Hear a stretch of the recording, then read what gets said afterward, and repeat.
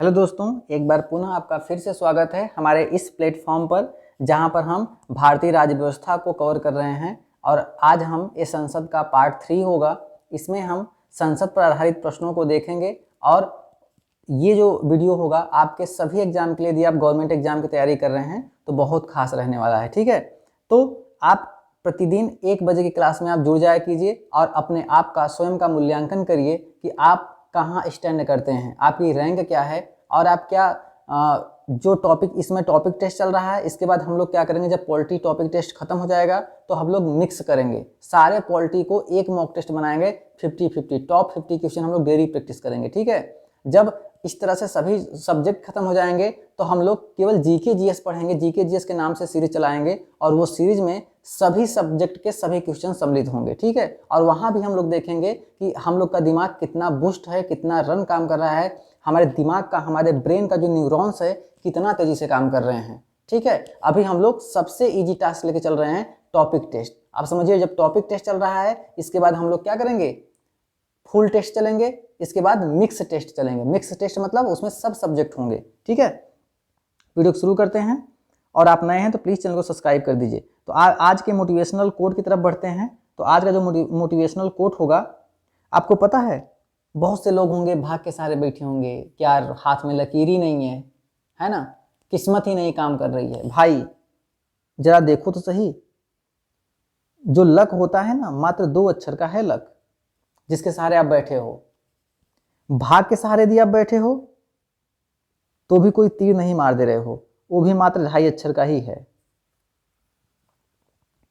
नसीब के सहारे बैठे हो, नसीब भी कितने अक्षर का है, 3 अक्षर का। आप किस्मत के सहारे बैठे हो मेरे दोस्त,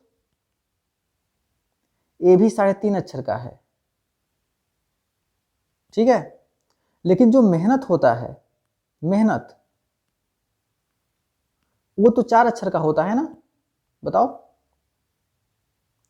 जो मेहनत होता है वो तो 4 अक्षर का होता है ना मेरे दोस्त।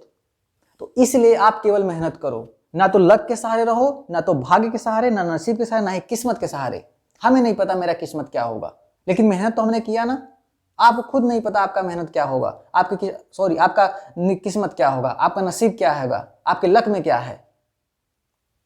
फालतू सालतू आप पंडित से दिखवा रहे हो कि मेरे जिंदगी में नौकरी लिखी है कि नहीं। पंडित जी, कुछ नहीं होता है ये सब, आप केवल मेहनत करो। ठीक है, आप मेहनत करो, जो होना होगा वो तो होके ही रहेगा। आप केवल मेहनत करो। यदि सबको पता हो जाए कि हाँ, यदि आपका भविष्य क्या है, मेरा भविष्य क्या है, तो अपनी कोई भविष्य नहीं सुधार पाएगा। इसलिए आप सिर्फ मेहनत पे फोकस करिए, इन सब चीजों पे नहीं। तो आज का जो मोटिवेशन होगा, आप सिर्फ मेहनत करोगे और मेहनत पर ही भरोसा रखोगे। ठीक है, चलिए। तो पहला सवाल हमारे सामने ये रहा, ये लोकसभा है। ठीक है, ये लोकसभा है। लोकसभा का प्रथम अध्यक्ष कौन था? जितने भी 1 बजे के सेशन में जुड़ते हैं, आप सभी का बहुत बहुत स्वागत है। जैसे विदित जी, पिंकी, राकेश, बिट्टू, इन सब का बहुत बहुत स्वागत है। प्लीज बिट्टू कमेंट भी किया करो। ठीक है, तो लोकसभा का प्रथम अध्यक्ष कौन था? तो इसका जो करेक्ट आंसर होगा हमारे पास, आप दीजिए। और साथ साथ में ये बताइए कि जो लोकसभा है और जो राज्यसभा है, इनमें सीटों की संख्या कितनी है, और संसद, लोकसभा, राज्यसभा का उल्लेख संविधान के किस अनुच्छेद में किया गया है, ये भी आप बताओ। तो आप ये भी बताइए और ये भी साथ साथ में बताइए।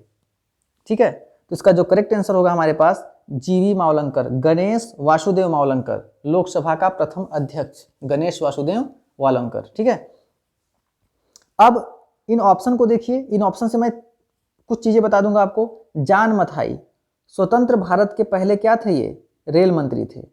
क्या थे?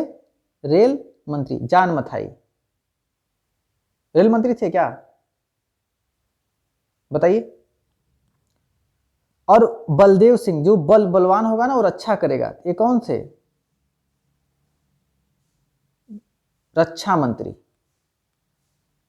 ये कौन थे? रक्षा मंत्री। अबुल कलाम आजाद, ये कौन थे? ये थे स्वतंत्र भारत के पहले शिक्षा मंत्री। अब्दुल कलाम आजाद नहीं है मिसाइल मैन ऑफ इंडिया, ये हैं स्वतंत्र भारत के पहले शिक्षा मंत्री। एक है आर के सड़कुसम सेठी, ये स्वतंत्र भारत के पहले वित्त मंत्री थे। क्या थे ये? वित्त मंत्री। तो इन सारी बातों को भी याद रखिएगा, प्रश्न में आए हैं तभी मुझे याद है। ठीक है, आपको विद्वान नहीं बनना है, पहले टू द सिलेबस पॉइंट याद रखनी है। सिलेबस इतना लंबा अथाह है कि आप याद नहीं कर पाते हो। ठीक है, तो ये भी आप याद रखो। और इसका आंसर बताओ, लोकसभा में अधिकतम कितने सीटें हैं? 552। ठीक है, राज्यसभा में 250, संसद कितने में है? 79 अनुच्छेद में, लोकसभा 80, राज्यसभा 81। आई होप फंडा क्लियर हुआ। चलिए आगे चलते हैं, इसका स्क्रीनशॉट ले लीजिए, लिख लीजिए अपने हाथ से। ठीक, दूसरा सवाल है कि निम्नलिखित में से लोकसभा का प्रथम महिला अध्यक्ष कौन है? बहुत ज्यादा इंपॉर्टेंट है। अब महिला से संबंधित एक बात आप ये बताना कि जो राष्ट्रीय महिला दिवस है ये कब मनाया जाता है? राष्ट्रीय भी बताओ और आप अंतर्राष्ट्रीय भी बताओ। महिला दिवस कब मनाया जाता है, जल्दी बताओ। राष्ट्रीय महिला दिवस और अंतर्राष्ट्रीय महिला दिवस कब मनाते हैं? जल्दी तुरंत छापो, मैं देख रहा हूं कमेंट बॉक्स को, कोई गलत नहीं करेगा। तो इसका जो करेक्ट आंसर होगा, निम्न में से लोकसभा का प्रथम महिला अध्यक्ष कौन है? आपका जवाब होगा सर मीरा कुमारी। ठीक है, मीरा कुमार। सुमित्रा महाजन दूसरी महिला अध्यक्ष थी। कौन थी दूसरी? पेपर में पूछा जा सकता है कि दूसरी महिला अध्यक्ष कौन है? सुमित्रा महाजन। पहली मीरा कुमार। सरोजनी नायडू है ना, सरोजनी नायडू ये हैं भारत की पहली महिला राज्यपाल, है ना। ये बात आप याद रखना, पूछा जाता है प्रश्न में, हमेशा पूछा जाता है, 50 बार पूछा गया है प्रश्न कि भारत की प्रथम महिला राज्यपाल कौन है? सरोजनी नायडू। सुचेता कृपलानी भारत की पहली महिला, ये क्या है? ये मुख्यमंत्री हैं। क्या है ये? मुख्यमंत्री हैं। तो इन दोनों बातों को भी आप याद रखना। या और इसका आंसर क्या होगा कि राष्ट्रीय महिला दिवस कब मनाया जाता है? 13 फरवरी को, है ना। और किसके उपलक्ष्य में? सरोजनी नायडू के जन्म दिवस के उपलक्ष्य में 13 फरवरी को क्या मनाया जाता है? राष्ट्रीय महिला दिवस। और 13 फरवरी को हम रेडियो दिवस भी मनाते हैं। ठीक, ये भी आप याद रखना। अंतर्राष्ट्रीय महिला दिवस 8 मार्च को मनाते हैं। 8 मार्च को क्या मनाते हैं? अंतर्राष्ट्रीय महिला दिवस। और इस सवाल का जो करेक्ट आंसर होगा वो होगा मीरा कुमार। ठीक है, आगे बढ़ते हैं।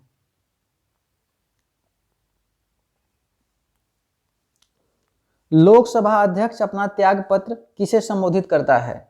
ठीक है, लोकसभा अध्यक्ष अपना त्याग पत्र किसे संबोधित करता है? इस सवाल का आंसर दो, ये भी प्रश्न में आ चुका है। और एक सवाल का और जवाब दो कि जो लोकसभा है ना, और राज्यसभा है, इन दोनों में से किसका विघटन होता है? किसका विघटन होता है? और जिसका विघटन होता है किस अनुच्छेद के तहत होता है, ये भी आप बताओ, है ना। लोकसभा राज्यसभा में किसका कौन विघटित होता है, या दोनों विघटित होते हैं? और अनुच्छेद, किस अनुच्छेद के तहत इनका विघटन होता है और कौन विघटन करता है? ये भी बात का आप तुरंत जवाब दो, जल्दी से कमेंट बॉक्स में हम देख रहे हैं। ठीक है, इन 1 2 3 4 सवाल का जवाब दीजिए जल्दी से। आपको लगता होगा ना सर आप पीडीएफ दे दोगे मैं पढ़ लूंगा। भाई पीडीएफ में सिर्फ आपको एक प्रश्न मिलेगा, उसके ऑप्शन मिलेंगे। यहाँ पे जो डिस्कस कर रहे हैं वो नहीं हो पाएगा, इसीलिए आप सेशन में आओ, क्लास में आओ। पीडीएफ से कुछ नहीं होगा। कंटेंट यूट्यूब पे भरे पड़े हुए हैं, आपके पास भी बुक, आपके रूम में बुक भरी पड़ी हुई है। क्या पढ़ते हो? क्या इस तरह से पढ़ते हो? तो लोकसभा अपना अध्यक्ष इसको देता है, त्यागपत्र लोकसभा के उपाध्यक्ष को देता है। इसका ऑप्शन नंबर बी क्या होगा? बिल्कुल से करेक्ट होगा। लोकसभा, राज्यसभा जो होती है, इसमें राज्यसभा एक अस्थायी सदन है, मतलब इसका विघटन नहीं होता। लेकिन लोकसभा अस्थायी सदन है, इसका विघटन हो जाता है। किस अनुच्छेद के तहत? अनुच्छेद 85। याद रखना, अनुच्छेद 85, है ना। ऐसे भी याद रख सकते हो, भूत पिशाच निकट नहीं आवे। तो जब पिशाच 85 पिचास, है ना, 85 को पिचास समझना, भूत समझना। और भूत जिस घर पे नजर डाल देगा ना, वो विघटन हो जाएगा, वो वहां पे अलगाव होना तय है। ठीक है, तो ये है 50 भूत। तो 85 से याद रखना लोकसभा का विघटन कौन करता है भाई? ये करता है राष्ट्रपति। कौन करता है? राष्ट्रपति। ठीक, इतनी बात क्लियर हुई। कुछ बातें और जान लेते हैं, यहीं से काम नहीं बनेगा। पिछले साल के और सवाल देख लेते हैं, एसएससी में जो सवाल अब तक आए हुए हैं एसएससी के।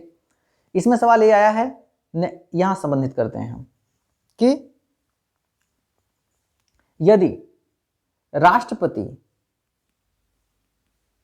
जो राष्ट्रपति है, यदि वो राष्ट्रपति की आकस्मिक मृत्यु हो जाती है तो भारत का जो राष्ट्रपति होगा, जो भारत का राष्ट्रपति होगा, वो कौन कार्य करेगा? तो आपका जवाब होगा सर ये तो उपराष्ट्रपति कार्य करेगा, है ना। यदि राष्ट्रपति की मृत्यु हो जाए या फिर राष्ट्रपति इस्तीफा दे दे, है ना, तो तुरंत कार्यवाहक राष्ट्रपति के रूप में कौन कार्य करेगा? उपराष्ट्रपति। लेकिन बाय डिफॉल्ट उपराष्ट्रपति भी नहीं है, इसकी भी मृत्यु हो जाए या इस्तीफा दे दे, कुछ भी ऐसा, तो यह तब भारत का जो राष्ट्रपति होगा वो कौन होगा? ये होगा CJI, chief justice of India. जो सुप्रीम कोर्ट का मुख्य न्यायाधीश होगा ना, मुख्य न्यायाधीश, वो भारत का राष्ट्रपति कहलाएगा। ये बात आप याद रखना, CGL 2016 में पूछा जा चुका है कि राष्ट्रपति यदि नहीं है तो कौन राष्ट्रपति का कार्य करेगा? उपराष्ट्रपति कार्य करता है। यदि उपराष्ट्रपति भी नहीं है, इसकी भी या तो फिर आकस्मिक मृत्यु हो गई है या इस्तीफा हो गया है, तो कौन कार्य करेगा? Chief justice of India, Bharat का मुख्य न्यायाधीश, सर्वोच्च न्यायालय का। ठीक है, चलिए आगे चलते हैं। चौथे नंबर का सवाल, लोकसभा का प्रथम उपाध्यक्ष कौन था? है ना, लोकसभा का प्रथम उपाध्यक्ष कौन था? और अब एक प्रश्न बताओ कि लोकसभा की दूसरी महिला अध्यक्ष कौन थी? दूसरी महिला अध्यक्ष, इसका भी जवाब दो आप। महिला अध्यक्ष, जल्दी बताओ। तो इसका जो करेक्ट आंसर हो जाएगा हमारे पास M.A. अयंगर। ये क्या होंगे? लोकसभा का प्रथम उपाध्यक्ष थे। ठीक है, सर्वपल्ली राधाकृष्णन ये स्वतंत्र भारत के प्रथम उपराष्ट्रपति थे, वाइस प्रेसिडेंट थे, भारत के प्रथम उपराष्ट्रपति थे। जीवी मावलंकर लोकसभा के प्रथम क्या थे? अध्यक्ष थे। ठीक है, मीरा कुमार स्वतंत्र भारत की प्रथम महिला अध्यक्ष थी, ये लोकसभा की पहली महिला अध्यक्ष थी। और लोकसभा की दूसरी महिला अध्यक्ष का नाम क्या है? सुमित्रा महाजन। क्या नाम है इनका? सुमित्रा महाजन। ठीक है, फंडा क्लियर हुआ? क्लियर पॉइंट हुआ कि लोकसभा का प्रथम उपाध्यक्ष M.A. अयंगर और सर्वपल्ली राधाकृष्णन प्रथम उपराष्ट्रपति। और इन्हीं के उपलक्ष्य में, इन्हीं जन्म दिवस के उपलक्ष्य में मनाया जाता है 5 सितंबर को क्या? शिक्षक दिवस, टीचर डे। कब मनाया जाता है? 5 सितंबर को। 14 सितंबर को हिंदी दिवस मनाया जाता है, आप याद रखना। ठीक, अभी भी मेरा सवाल खत्म नहीं हुआ, एक सवाल का और जवाब दो फिर आगे चलते हैं। जो भारत के प्रथम राष्ट्रपति थे डॉक्टर राजेंद्र प्रसाद, एक किस जिला से थे या किस प्रदेश से थे? ये प्रश्न में आ चुका है ना, CGL में प्रश्न आ चुका है। बताओ कि जो डॉक्टर राजेंद्र प्रसाद है किस प्रदेश से थे, है ना। इसका ये होगा हमारे पास बिहार। ठीक है, बिहार, रिंकिया के पापा बिहार, है ना, वहीं का गाना है ना रिंकिया के पापा, तो बिहार से। और ये 2 बार राष्ट्रपति, है ना। और 1954 में सबसे पहले जो भारत रत्न है किसको मिला था? भारत रत्न। ठीक है, याद रखना। आगे चलें, छूट गया क्या? नहीं, 5 नंबर का क्वेश्चन बहुत ज्यादा इंपॉर्टेंट है ये। लोकसभा के अध्यक्ष और उपाध्यक्ष अगर अनुपस्थित रहते हैं तो लोकसभा की अध्यक्षता निम्नलिखित में से कौन करता है? ठीक है, इंपॉर्टेंट प्रश्न है, जल्दी बताइए। और साथ ही साथ में ये बताइए कि अनुच्छेद 100 में क्या है और अनुच्छेद 105 में क्या है, और ये भी बताना कि अनुच्छेद 108 में क्या है, और ये भी बताना कि अनुच्छेद 110 में क्या है। जल्दी बताओ। पहले इस सवाल का आंसर दीजिए कि लोकसभा के अध्यक्ष और उपाध्यक्ष अगर नहीं हैं तो लोकसभा की अध्यक्षता कौन करेगा, और उसके बाद बताओ कि अनुच्छेद 110 में क्या है, अनुच्छेद 100 में क्या है, अनुच्छेद 105 में क्या है, अनुच्छेद 108 में क्या है। जल्दी बताइए। तो इसका जो करेक्ट आंसर होगा, राष्ट्रपति द्वारा नियुक्त सदस्य नहीं, सदन में मौजूद सदस्यों द्वारा मनोनीत सदस्य नहीं, लोकसभा अध्यक्ष द्वारा बनाई गई तालिका की सूची में शामिल व्यक्ति। ठीक है, इसका मतलब है कि जब लोकसभा अध्यक्ष का मतलब कि चुनाव होता है, चयन होता है ना, तो एक लिस्ट बनती है ना, उस लिस्ट में लोकसभा के अध्यक्ष के बाद उपाध्यक्ष, उपाध्यक्ष के बाद जो व्यक्ति शामिल होगा उस लिस्ट में, वही क्या करेगा, लोकसभा का अध्यक्ष बनेगा। ठीक है ना, अध्यक्षता करेगा। अब सवाल उठता है सर 110 में क्या है, तो 110 में है क्या, वित्त विधेयक। क्या है, वित्त विधेयक। अनुच्छेद 100 में क्या है, निर्णायक मत, किसका, लोकसभा अध्यक्ष का। ठीक है, निर्णायक मत। 105 में क्या है, 105 में है संसद के सदस्यों का विशेषाधिकार, संसद के सदस्यों का विशेषाधिकार। 108 में क्या है, 108 में है संयुक्त अधिवेशन, जब लोकसभा राज्यसभा में जब मतभेद हो जाता है तो उनका संयुक्त अधिवेशन कौन बुलाता है, राष्ट्रपति बुलाता है। प्रश्न मैं करवा चुका हूं पहले, आया है पेपर में, है ना। अध्यक्षता कौन करता है, लोकसभा का अध्यक्ष करता है, ये भी मैं बता चुका हूं। ठीक है, अब अगला सवाल, प्रोटेम स्पीकर का कार्य क्या है ना, जल्दी बताइए। देखिए कितनी बार प्रश्न में आया, प्रोटेम स्पीकर बहुत ही इंपॉर्टेंट प्रश्न है, बहुत बार आया हुआ है। ठीक है ना, पीसीएस में भी प्रोटेम स्पीकर पूछा जाता है, इनका कार्य क्या होता है।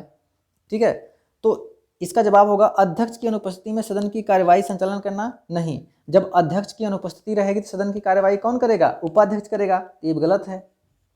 अध्यक्ष के रूप में कार्य करता है जब अध्यक्ष का चुनाव संभव ना हो, नहीं, ऐसा नहीं है। अध्यक्ष को शपथ ग्रहण कराना एवं लोकसभा अध्यक्ष का चुनाव कराना, बिल्कुल सही है, ये करेक्ट है, आई होप। ठीक है, चुने हुए सदस्यों का प्रमाण पत्र जांच ना कि क्रम में है कि नहीं, ये सब नहीं है। अब आपको बताता हूं कि जो प्रोटेम स्पीकर है वो बना कैसे जाता है। ठीक है, चलिए मान लीजिए ये हमारे पास से गोला हो गया, ये हो गया 2021 का लोकसभा चुनाव। ठीक है, अब लोकसभा में कौन कौन है, चिंटू है, पप्पू है, बंटी है, बबली है, श्रद्धा है, अर्चना है, राधा है, राकेश है, विनीत है, विदित है, पिंकी है, सब लोग इसमें हैं। ठीक है, अब इन सब में जब राष्ट्रपति आएगा तो क्या कहेगा, इनमें से एक को क्या करेगा, प्रोटेम स्पीकर चुन लेगा, जो काफ़ी मतलब अच्छा हो, काफ़ी बोलने में, चयन करने में सक्षम हो, है ना। तो अब जाहिर सी बात है, आपको पता होगा कि इसमें कौन अब चुना जाएगा, बिल्कुल चिंटू। मेरा चिंटू बन जाता है क्या, प्रोटेम स्पीकर। क्या बनता है, प्रोटेम स्पीकर। अब चिंटू खुश, राष्ट्रपति ने क्या किया, चिंटू को प्रोटेम स्पीकर बना दिया। चिंटू को कुछ नहीं पता कि प्रोटेम स्पीकर होता क्या है। राष्ट्रपति ने इतना कहा कि चिंटू तुमको ये करना है कि इन सब लोगों में से तुमको अध्यक्ष चुनना है, अध्यक्ष उपाध्यक्ष चुनना है। तब चिंटू क्या करेगा कि इस नई लोकसभा के चुनाव होने परिणाम घोषित होने के बाद में इन सदस्यों में से मान लो इसने, है ना, विदित जी को क्या कर लिया, इसने लोकसभा अध्यक्ष चुन लिया। जब लोकसभा अध्यक्ष चुन लिया और हमारे पास राकेश हैं, राकेश जी को इन्होंने क्या चुन लिया, उपाध्यक्ष चुन लिया, अध्यक्ष चुन लिया, उपाध्यक्ष चुन लिया, बाकी सब सदस्य हो गए। तब अध्यक्ष का चिंटू ने शपथ दिलवाया विदित को, उपाध्यक्ष का राकेश को। अब ये लोग जब अपने कुर्सी पे बैठ गए तो राष्ट्रपति ने कहा कि चिंटू अब तुम उतर जाओ, अब तुम्हारा काम हो गया, अब तुम्हारा काम हो गया, जिस काम के लिए तुमको बनाया गया था तुम्हारा बस इतना ही है, तुम कुछ नहीं हो, अब तुम्हारा पद समाप्त कर दिया जाता है। अब जो करेगा कौन करेगा, अध्यक्ष विदित करेंगे, उपाध्यक्ष कौन करेगा, राकेश करेंगे, फॉर एग्जाम्पल। ठीक है, फिर चिंटू बेवकूफ बन गया। तो इस तरह से प्रोटेम स्पीकर का कार्य मात्र नई संसद में अध्यक्ष और उपाध्यक्ष को चुनना, संसद का एक तालिका बनाना, यही सब कार्य होता है। ठीक है, अब ये सब होने के बाद में जो प्रोटेम स्पीकर का जो पद है स्वतः समाप्त हो जाता है। तो कई बार प्रोटेम स्पीकर पूछा जाता है, याद रखना। प्रथम लोकसभा के विपक्ष के नेता कौन था, प्रथम लोकसभा के विपक्ष का नेता, जल्दी बताओ।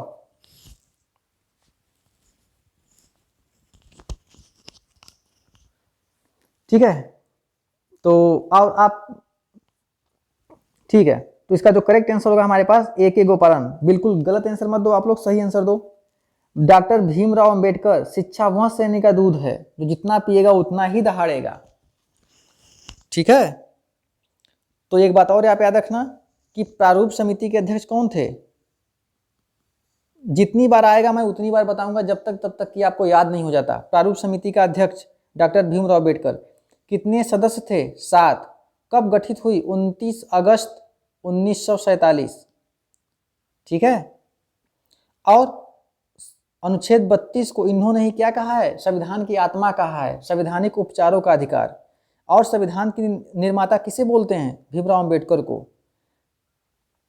ठीक है, आपको वल्लभ भाई पटेल से जुड़ी बातें याद रखना कि स्वतंत्र भारत के पहले जो गृह मंत्री थे ये कौन थे? सरदार वल्लभ भाई पटेल। इनको भारत का शिल्पीकार कहा जाता है। ठीक है, जो छोटे छोटे देसी रियासत थी, रजवाड़े थे, इनको एक में शामिल करना, है ना।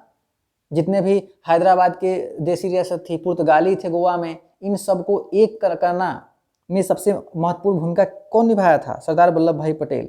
और सरदार वल्लभ भाई पटेल को सरदार किसने कहा था? आपको मैंने बताया था 1918 के बारदौली सत्याग्रह में बारदौली की महिला ने इनको क्या कहा था? सरदार बोला था। अब सवाल उठता है कि सर विपक्ष का नेता कौन होता है? इसका आंसर तो एक गोपालन है मेरे दोस्त। याद रखना, जैसे हम उत्तर प्रदेश की बात करें, 400 सीटें हैं, है ना, 400 प्लस सीटें हैं, तो कई सारे चुनाव लड़ेंगी। याद रखना, कई पार्टियां चुनाव लड़ेंगी, जैसे बीजेपी, कांग्रेस, सपा, है ना, बहुजन समाज पार्टी बीएसपी। अब 400 सीटों में मान लो बीजेपी जीत कर ली, मतलब 230 सीटें जीत कर ली, है ना, 230, मान लो 270 सीट हो गया, 280 सीट ले लो। 280 सीट कौन जीत गया? बीजेपी जीत ली। ठीक है, 280 सीट। बाकी अब ऐसे भी निर्दलीय पार्टियां भी होंगी, बहुत चुनाव लड़ी होंगी, तो पहली जो प्राथमिक बहुमत होगा वो बीजेपी को होगा। तो जो पक्ष का नेता होगा, जो सरकार बनाएगी, वो कौन बनाएगी? बीजेपी बनाएगी। तो विपक्ष का नेता बनने के लिए ये जरूरी है कि जो टोटल सीट हैं, टोटल सीट का 1/10, ये प्रश्न सीजीएल में 2016 में पूछा गया है कि विपक्ष का नेता बनने के लिए जो पार्टी है उसको कुल सीट का कितना सीट अर्जित जीतना पड़ेगा, उस पर अधिकार होना पड़ेगा। तो उसका जवाब होगा 1/10। मतलब आप 400 का 1/10 निकाल दो, 0 कट कितना आएगा? 40 सीट। तो मतलब अब कांग्रेस, समाजवादी पार्टी, बहुजन समाज पार्टी, बाकी निर्दलीय में जो पार्टी 40 सीट हासिल करेगी वही क्या होगी? विपक्ष का नेता, है ना, विपक्ष का नेता। तो इस तरह से विपक्ष के नेता का चुनाव होता है। और 1/10 याद रखना, सीजीएल में पूछा जा चुका है। एक गोपालन इसका करेक्ट आंसर होगा। 8, लोकसभा का वाद विवाद किस भाषा में मुद्रित होता है? ठीक है, इसका आंसर दीजिए। साथ ही साथ में ये बताइए कि सुप्रीम कोर्ट का जो वाद विवाद है वो किस भाषा में मुद्रित होता है? और जो इंडियन कॉन्स्टिट्यूशन में, संविधान में कितनी भाषाएं हैं ये भी बताओ आप। ठीक है, दूसरा प्रश्न, ये पहला हो गया, ये दूसरा प्रश्न हो गया। तीसरा प्रश्न आप ये बताओ कि, ठीक है 2 प्रश्न बताओ, तीसरा रहने दो अभी। हाँ, तीसरा प्रश्न ये है कि उत्तर प्रदेश में आधिकारिक राजकीय भाषा किसको किसको मान्यता मिली है? ठीक है, जैसे कोई यदि व्यक्ति उत्तर प्रदेश राज्य सेवा के अधीन कार्य कर रहा है, जैसे हम लोग राज्य सरकार के अधीन कार्य कर रहे हैं, तो हम लोग का जो ऑफिशियल काम होगा वो अंग्रेजी में होगा कि हिंदी में होगा? किन किन भाषाओं में हो सकता है ये भी बताइए। तो 4 सवाल, जल्दी बताओ। मैं कमेंट देख रहा हूं, आप जल्दी से करो कमेंट। तो लोकसभा का वाद विवाद किस भाषा में मुद्रित होता है? हिंदी और अंग्रेजी दोनों में। ठीक है, सुप्रीम कोर्ट का जो वाद विवाद है वो सिर्फ अंग्रेजी में, सुप्रीम कोर्ट का किस में होता है? मात्र अंग्रेजी में। ये प्रश्न आ गया है सीजीएल में, सीपीओ में, रेलवे में आ चुका है। और अभी जो एनटीपीसी का एग्जाम हुआ था ना स्टेशन मास्टर, वहां भी आ चुका है प्रश्न। लोग सब जो सुप्रीम कोर्ट का जो वाद विवाद है, जो भी फैसला है, किस में आते हैं वो? हमेशा इंग्लिश में आते हैं। संविधान में कितनी भाषाएं हैं? क्या 22 हैं क्या? जल्दी बताओ, यस और नो। उत्तर प्रदेश में आधिकारिक भाषाएं कौन कौन सी है? एक हिंदी है और एक उर्दू है। जैसे हम लोग का भले ही हम लोग इंजीनियर हैं, इंग्लिश में पढ़ के गए हैं, कोई भी मेडिकल वाला होगा एमबीबीएस, वो इंग्लिश में पढ़ के जाएगा, लेकिन जब भी कार्य होगा तो वो किस में होगा? हिंदी में होगा। ठीक है, तो हिंदी में होगा, तो हिंदी और उसके बाद भाषा कौन सी आई थी? उर्दू। आई होप क्लियर हुआ फंडा। ठीक है, आगे चलते हैं। चलो बताइए इसका संविधान का कौन सा अनुच्छेद धन विधेयक से संदर्भित है ना? ये बताओ। और साथ ही साथ में ये बताओ कि धन विधेयक को हम लोकसभा या राज्यसभा कहाँ प्रस्तुत कर सकते हैं? ठीक है, कहाँ पेश किया जाता है? एक सवाल तो ये हो गया। और साथ ही साथ में ये बताना कि कोई विधेयक धन विधेयक है या नहीं, मतलब यस या नो, इसका फैसला कौन करता है? कोई भी विधेयक धन विधेयक है कि नहीं, इसका फैसला कौन करता है? जल्दी बताइए। बिल्कुल सही। इसका जो करेक्ट आंसर होगा अनुच्छेद 110। 110 में क्या कहा गया है? धन विधेयक से संबंधित है। और आपको बता दूं कि लोकसभा और राज्यसभा में धन विधेयक कहाँ प्रस्तुत होता है? केवल और केवल लोकसभा में प्रस्तुत होता है, राज्यसभा में प्रस्तुत नहीं होता। और जब लोकसभा में एक बार पारित हो जाता है तो राज्यसभा में जाता है, और 14 दिन के भीतर यदि राज्यसभा इस पर प्रतिक्रिया नहीं देती है, याद रखना कितने दिन? 14 दिन। ये भी प्रश्न आया है ना? 14 दिन। कितने दिन? 14 दिन। 14 दिन के भीतर यदि राज्यसभा अपनी प्रतिक्रिया इस पर नहीं देता है तो ये लोकसभा मान लेती है कि राज्यसभा ने भी पारित कर दिया। समझ गए हो? देख रहे हो कितना पावरफुल है लोकसभा। लोकसभा को क्या कहते हैं? प्रथम सदन कहते हैं, इसीलिए जनता का सदन कहते हैं, लोकप्रिय सदन कहते हैं, निम्न सदन कहते हैं। ठीक है। और कोई विधेयक यदि आता है तो वो विधेयक धन विधेयक है कि नहीं, ये कौन निर्धारित करता है? लोकसभा स्पीकर करता है। कौन करता है? लोकसभा स्पीकर करता है। ठीक है। तो और इसके बाद में और देख लेते हैं, ऑप्शन के साथ खेल लें। इसका जो करेक्ट आंसर हो जाएगा ऑप्शन नंबर ए। 324 में प्रश्न आ चुका है। 324 में क्या है? निर्वाचन आयोग। कहां से कहां तक? 324 से 329। भाग कितना? भाग 15। ये प्रश्न में कई बार पूछा जा चुका है कि भाग 15 में क्या है? निर्वाचन आयोग। अनुच्छेद 17 में क्या है? अरे 37 में याद रखना, मैंने पढ़ा था डीपीएसपी, राज्य के नीति निर्देशक सिद्धांत कहां से लिया गया है? आयरलैंड के संविधान से लिया गया है। 37 में क्या कहा गया? 37 में कहा गया कि राज्य के नीति निर्देशक के सिद्धांत न्यायालय में, मतलब कोर्ट में, न्यायालय में परिवर्तनीय नहीं है। जैसे ये राज्य के नीति निर्देशक सिद्धांत किस भाग में है? 4 में है। तो 4 में अनुच्छेद 36 से 51 तक में यदि कोई ऐसा प्रावधान जो राज्य लागू नहीं करता है तो आप इसको लेकर के न्यायालय में नहीं जा सकते। क्यों? क्योंकि 37 में साफ साफ कह दिया गया है कि यह न्यायालय में परिवर्तनीय नहीं है। अनुच्छेद 24 में क्या है? अनुच्छेद 23, 24 को एक साथ पढ़ लो मेरे दोस्त, बहुत इंपॉर्टेंट है। 24 में कहा गया, जैसे मेरा चिंटू है, 24 में कहा गया है कि आप बालात श्रम नहीं करवाओगे। इसका मतलब कोई भी व्यक्ति से को आप जबरदस्ती काम नहीं करवाओगे। पता चला कि आप अपने गांव के ठाकुर साहब हो, है ना, मेरे चिंटू से जबरदस्ती काम करवा रहे हो, नहीं करवा सकते। ये फंडामेंटल राइट्स है चिंटू का। चिंटू तुरंत जाएगा हाई कोर्ट 226 के तहत, सुप्रीम कोर्ट 32 के तहत, आपकी वाट लग जाएगी। बालात श्रम नहीं करवाओगे आप, बेगारी नहीं करवाओगे, मतलब कि कोई मजदूर को अपने पास बुला करके, है ना, सिर्फ उससे काम नहीं करवाओगे, काम के बदले उसको एक जो निर्धारित जो परिलब्धि होगी, जो पैसा होगा वो भी आप दोगे, मतलब बेगारी नहीं करवाओगे। मानव दुर्व्यापार नहीं करोगे, चिंटू मेरे बेचोगे नहीं, उससे देह व्यापार नहीं करवाओगे, किसी स्त्री से देह व्यापार नहीं करवाओगे, किसी स्त्री से वेश्यावृत्ति नहीं करोगे आप, जिस्म फरोशी नहीं करवाओगे। तो ये सब सारे किसमें है? 23 में है। बहुत इंपॉर्टेंट अनुच्छेद है, आपका फंडामेंटल राइट्स है। यदि आपके अगल बगल यदि ऐसा कुछ देखने को मिलता है तो आप supreme court, high court, police को सूचना दे सकते हैं मेरे दोस्त। 24 में क्या है कि यदि कोई बच्चा है, उसकी उम्र 14 साल से कम है, तो संकट भरे स्थान, जोखिम भरे स्थान, कल कारखान, इसमें कार्य आप नहीं करवाओगे, ठीक है। तो कल कारखानों में बच्चों से काम करवाने के लिए वर्जित किया गया है, ठीक है। अनुच्छेद 24। आई होप फंडा क्लियर होगा। और ये क्या है, फंडामेंटल राइट्स। मूल अधिकार किसमें है, भाग 3 में है, ठीक। नागरिकता भाग 2 में, संघ राज्य भाग 1 में। 4 में क्या है, राज्य के नीति निषेध तत्व। 4 में क्या है, मौलिक कर्तव्य, फंडामेंटल ड्यूटीज।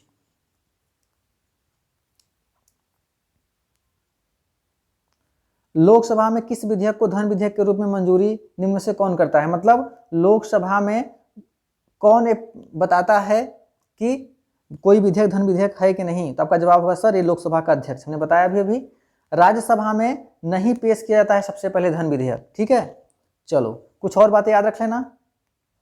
राष्ट्रपति, अनुच्छेद 52 में कहा गया है, इंपॉर्टेंट है, कि भारत का प्रथम नागरिक राष्ट्रपति होगा। राष्ट्रपति के पद का सृजन किया गया है। अनुच्छेद 53 में कहा गया है कि जो राष्ट्रपति होगा वो कार्यपालिका का प्रमुख होगा। अनुच्छेद 54 में कहा गया है कि राष्ट्रपति का निर्वाचन किया जाएगा। और अनुच्छेद 55 में कहा गया है कि राष्ट्रपति का निर्वाचन अनुपातिक प्रतिनिधित्व के आधार पर एकल संक्रमणी वोट पद्धति के द्वारा किया जाएगा, है ना।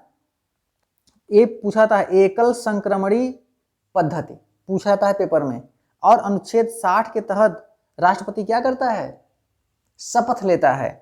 और यदि संविधान पे अतिक्रमण राष्ट्रपति करता है तो अनुच्छेद 61 के तहत उस पर महाभियोग चला सकते हैं। और महाभियोग कहाँ से लिया गया है, अमेरिका से। और अनुच्छेद 72 के तहत राष्ट्रपति के पास क्षमादान करने की शक्ति है, ठीक है। याद करना, कल के वीडियो में चिंटू ने मर्डर कर दिया था तो राष्ट्रपति ने क्षमा कर दिया था। चिंटू ने कहा कि महोदय अब गलती है, हो गई, अब नहीं करेंगे नेक्स्ट बार से। अब हम अपने समाज के प्रति अपनी जान दे देंगे, समाज में के प्रति हम न्यौछावर हो जाएंगे, अपने भारत माँ के प्रति कुर्बान हो जाएंगे। महोदय बस मुझे एक बार क्षमा कर दीजिए, अब मैं मर्डर नहीं करूंगा। तब राष्ट्रपति ने कहा ठीक है चिंटू जाओ, तो अपनी जिंदगी जी लो। ये बात उसने कहा अनुच्छेद 72 के तहत, ठीक है। आई होप क्लियर होगा फंडा। आगे चलें।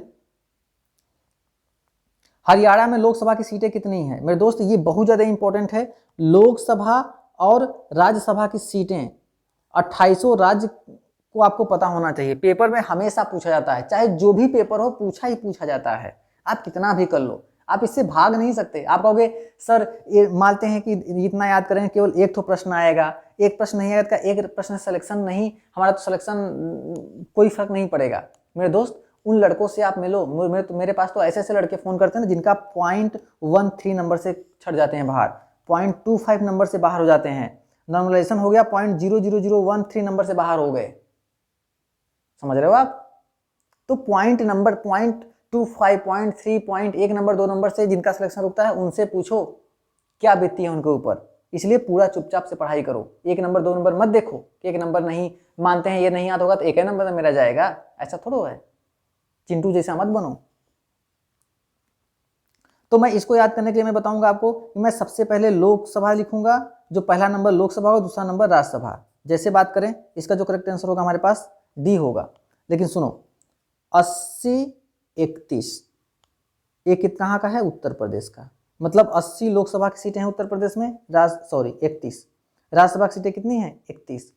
25-10 ये है राजस्थान। लोकसभा की सीटें राजस्थान में कितनी हैं, 25। राज्यसभा की सीटें 10। 26-11 इसे याद रखना, ये कहाँ का है, गुजरात का। लोकसभा की सीटें गुजरात में कितनी हैं, 26। राज्यसभा की सीटें 11।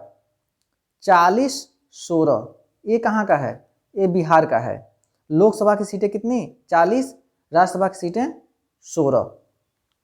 48-19 ये कहाँ का है, मुंबई, है ना। लोकसभा की सीटें 48, राज्यसभा की सीटें 19। 20-9 ये कहाँ का है, केरल। लोकसभा की सीटें 20, राज्यसभा की सीटें 9। 29-11 ये कहाँ का है, मध्य प्रदेश। लोकसभा की सीटें 29, राज्यसभा की सीटें 11। कहोगे सर ये तो बहुत हो रहा है,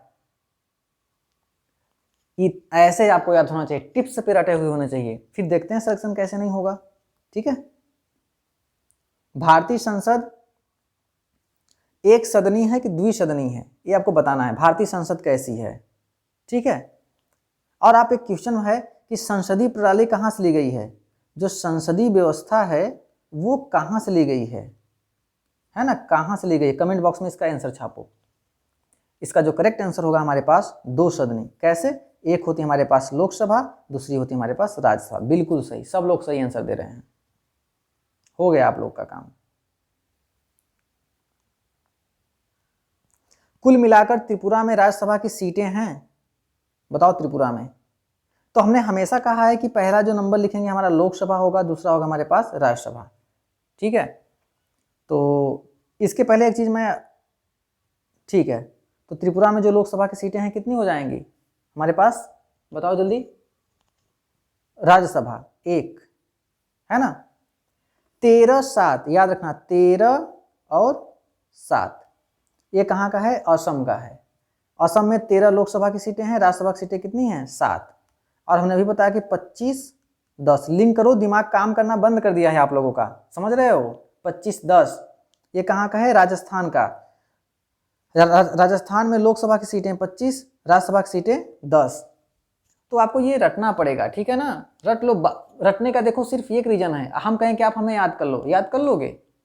हम कहें कि आप हमें भूल जाओ, भूल जाओगे। आपके हाथ में न तो याद करना है न तो भूलना है। यदि आप हमसे बात करते रहोगे, हमारा लेक्चर देखते रहोगे तो हमें याद करोगे, नहीं तो आप भूल जाओगे। जरा सोचो आप कितने ऐसे टीचर होंगे जिनको आप याद रखते होगे, है ना? तो आप जो चीज बार बार प्रैक्टिस करते रहोगे तो आप हमेशा याद रहेगा, ठीक है? और कुछ चीजें देख लो यहाँ पे। अरुणाचल प्रदेश है ना, तो यहाँ पे कितना है? अरुणाचल प्रदेश याद रखना, 2 और 1, मतलब 2 लोकसभा की सीटें हैं और 1 राज्यसभा की सीटें। नागालैंड, नाग 1-1 है ना, 1-1, मतलब लोकसभा की भी सीटें 1 हैं, राज्यसभा की सीटें भी कितनी हैं? 1। मणिपुर 2-1, लोकसभा की सीटें भी 2, राज्यसभा की सीटें 1। मिजोरम 1-1, लोकसभा की सीटें भी 1 और राज्यसभा की सीटें भी 1। त्रिपुरा 2-1, मतलब लोकसभा की सीटें 2, राज्यसभा की सीटें 1। मेघालय 2-1, लोकसभा की सीटें 2, राज्यसभा की सीटें 1। असम 7-2 है ना, 7-2, लोकसभा की सीटें 7, राज्यसभा की सीटें 2। अच्छा, इसके पहले मैंने शायद 13 बता दिया ना, नहीं, वो आप 7 कर लो। 13 और 7 ये कहाँ का है? ये हमारे पास पंजाब का है। 13 लोकसभा की सीटें पंजाब में हैं, राज्यसभा की सीटें 7 है। कहाँ का है? पंजाब का। तो आप ये जो 7 बहिनियां है ना, पूछा जाता है कि 7 sister of India is situated on, तो जो 7 बहनें हैं वो कहाँ पर हैं? भारत के पूर्वोत्तर राज्य को उसका बोला जाता है। ठीक, याद रखना। अरुणाचल प्रदेश 2-1, नागालैंड 1-1, मणिपुर 2-1, मिजोरम 1-1, त्रिपुरा 2-1, मेघालय 2-1। तो इस तरह से आप याद कर लेना, ठीक है? भारत के नियंत्रक एवं महालेखा परीक्षक की रिपोर्ट की समीक्षा करने वाली संसदीय समिति कौन है? तो मैं इसके पहले आपको बताऊंगा संसदीय समितियां, ठीक है? तो मैं उसमें पढ़ाऊंगा आपको, लेकिन आप सिर्फ ये बताओ कि इसका जो करेक्ट आंसर होगा हमारे पास लोक लेखा समिति।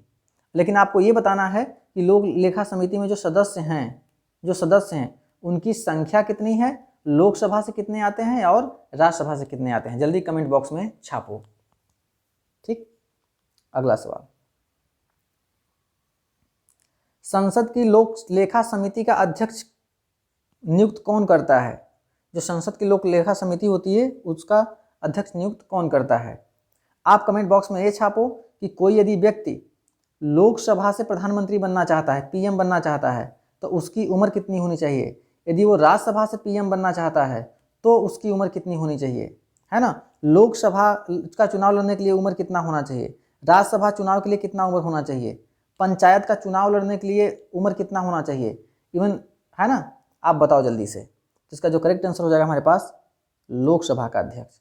आई होप मेरे दोस्त कि यहीं पे हमारा सेशन खत्म होता है।